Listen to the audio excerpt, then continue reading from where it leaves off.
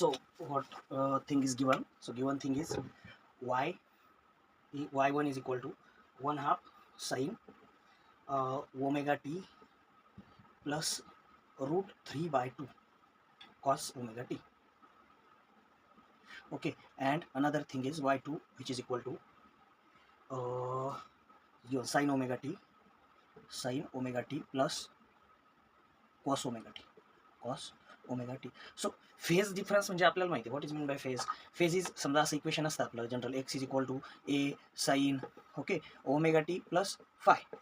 हा असतो फेज. म्हणजे हा नाही फेज असतो, हा फेज डिफरन्स ॲक्च्युली हा पूर्ण फेज असतो. अँगल म्हणजे फेज अँगल, फेज याला फेज म्हणतात. आता पहिल्या वेव्हसाठीचा साईन नंतरचा फेज किंवा दुसऱ्या वेव्हसाठीचा साईन नंतरचा फेज काय आहे तर ते आपल्याला फाईंड करायचं. हे ॲम्प्लिट्यूड असतं आणि हा फेज असतो. पण आता या दोनही इक्वेशनमध्ये इक्वेशनच असे दिलेले आहेत की त्याच्यामध्ये साईन आणि कॉस दोन्ही पण आहेत. तर आपल्या या दोन्ही इक्वेशनला साईनमध्ये कन्वर्ट करून घ्यावं लागेल. आता त्याच्यासाठी एक थोडीशी ट्रिक आहे. तर ते ट्रिक अशी यूज करायची, मी साईन याला असं यूज करू शकतो. y1 is equal to I can right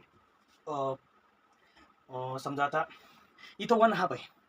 so कॉसची कोणती व्हॅल्यू, आता इथं साईन आहे ना, मग कॉसची कोणती व्हॅल्यू आहे की जी 1/2 आहे. तर आपल्याला माहिती आहे कॉस π/3 ही जी व्हॅल्यू आहे ती 1/2 येते. म्हणजे 1/2 ऐवजी मी कॉस π/3 लिहिलं आणि sine omega T as it is sine omega T plus आता रूट 3/2 ही इथं कॉस आहे ना, मग याच्यासोबत साईन आला पाहिजे. मग ते साईनची कोणती व्हॅल्यू आहे ती, तर ती आहे साईन π/3. साईन π/3 म्हणजे इथं जो अँगल आला तोच अँगल इथं आला पाहिजे. साईन π/3 ची व्हॅल्यू आहे रूट 3/2 आणि मी त्यासोबत लिहितो कॉस ओमेगा टी. तर हे माझं पहिलं इक्वेशन. तर तुला माहीत असेल एक फॉर्म्युला आहे that is sine X cos Y किंवा sine A cos B plus cos A sine B. हा फॉर्म्युला काय that is sine of A plus B. So इथं साईन आलं ना, या पूर्ण याचं आउटपुट साईन आलं म्हणजे याचं पण आउटपुट साईन येऊ शकतं. सो आय कॅन राईट इथं काय आहे cos π/3 sine omega T plus sine π/3 cos omega T. So I can write it as sine of omega T plus π/3. Okay, this is y1. We get the value of y1. Similar phenomenon we are going to use here for y2. आता इथं साईनच्या समोर काहीच नाही, कॉसच्या समोर काहीच नाही.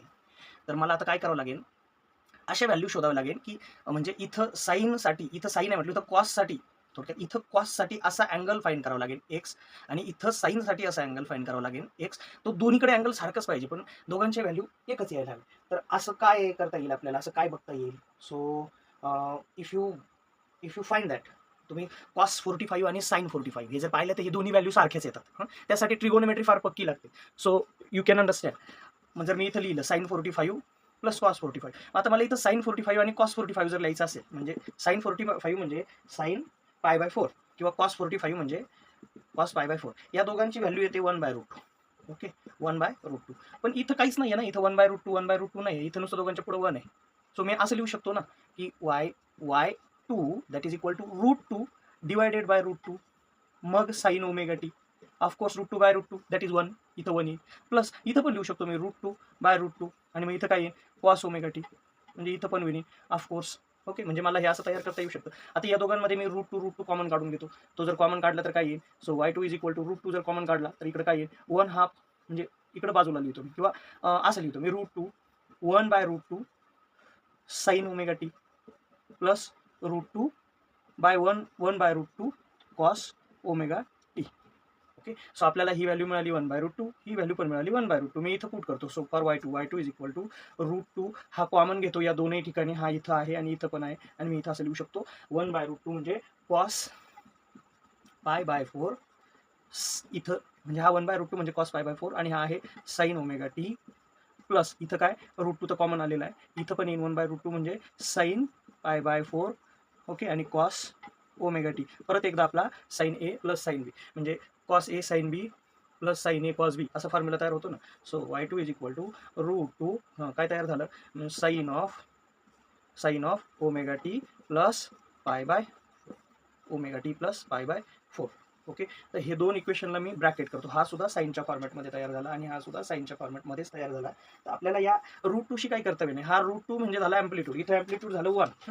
हा omega टीचे आपला फॉर्म्युला आहे ना A sine omega T plus phi. तर हा आहे φ1 आणि हा आहे φ2. हे दोन φ1 φ2 आहे. सो आपल्याला फेज डिफरन्स घ्यायचा आहे. फेज डिफरन्स म्हणजे दोघांमध्ये φ2 मायनस φ1 आणि हे जर आपण कॅल्क्युलेट केले तर φ2 मायनस φ1 काय मिळणार आहे आपल्याला.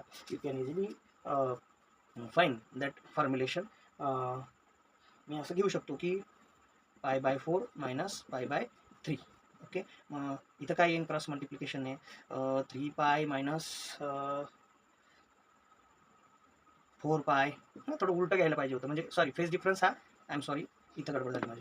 फेज डिफरन्स घेताना 5 मायनस 5 नाही, फेज डिफरन्स हा 5 मायनस 5. मोठ्यातून लहानातून मोठं काही करू शकता तुम्ही. निगेटिव्ह आलं तर तुम्हाला जस्ट मॅग्नेट्यूड घ्यायचं असतं. मी असं इथे घेऊ शकतो pi by 3 minus pi by 4 हा इथं. So it will became 4 pi minus 3 pi upon 12. इथंच आन्सर कळतंय आपल्याला. 4 पाय मधून 3 पाय गेला, that is pi by 12 and this is your answer. Okay.